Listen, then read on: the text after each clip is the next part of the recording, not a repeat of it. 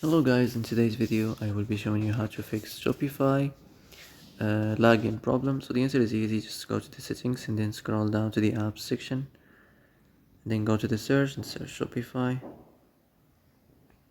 and then go to the storage, and here you will find this clear cache option. Click on it. Now you can go check it if it works, and if it didn't, you can try to restart your phone or turn the Wi-Fi off and on, or the Bluetooth or the airplane mode.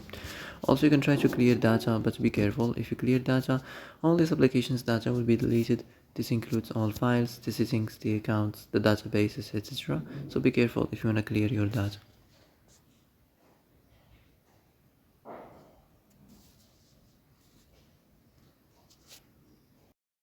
And that's it for today's video. I hope this is the answer you've been looking for.